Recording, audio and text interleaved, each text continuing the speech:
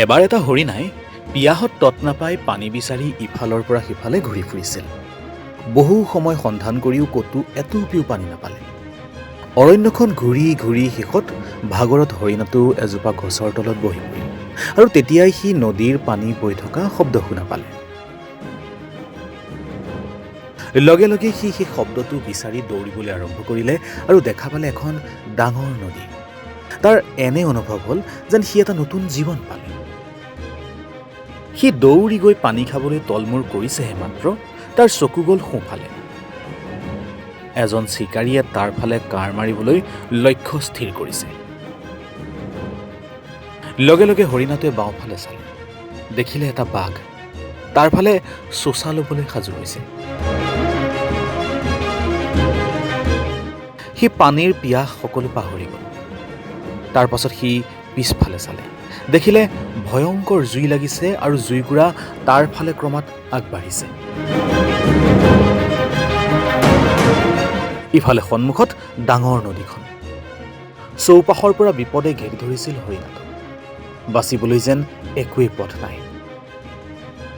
গতিকে সি ভাবিলে, চাৰিওদিশৰ পৰা মৃত্যু আহিছেই যেতিয়া মই মোৰ কামটো কৰিহে মৃত্যুবৰণ কৰিম।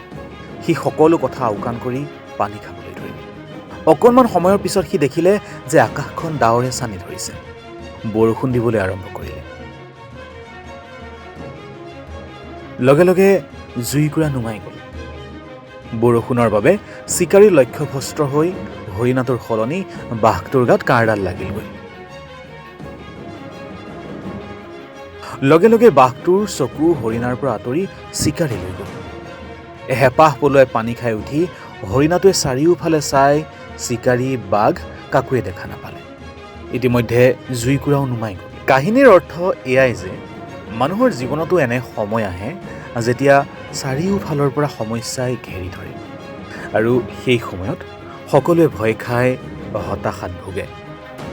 কিন্তু তেনেকুৱা কৰিব নালাগে। সকলো ভয় শংকা এৰি শান্ত মন মগজুৰে 2 মিনিটে বহি মাত্ৰ কথাবোৰ ভাবিব। হৰিণাটোৱে হয়তো পানীত জঁপিয়াই দিব পাৰিলেহেঁতেন, নাইবা ইফালে সিফালে পলাবলৈ চেষ্টা কৰিলেহেঁতেন। কিন্তু তাকে নকৰি কথাবোৰ ভাবি সুস্থ সিদ্ধান্ত ল'লে আৰু নিজৰ কামত লাগি থাকিল। মানুহৰ নিজৰ সফলতাৰ একেবাৰে কাষ চাপোতেই সমস্যাই বেৰি ধৰে। কিন্তু সেই সময়ত বিচলিত নহয় একান্ত মনে নিজৰ কামটোত ব্যস্ত হৈ থাকিলে এদিন সফল হ'বই। যদি কাহিনীটো ভাল পালে আৰু এনেকুৱা কাহিনী আকৌ শুনিবৰ বাবে পাবৰ বাবে চেনেলটো ছাবস্ক্ৰাইব কৰিব।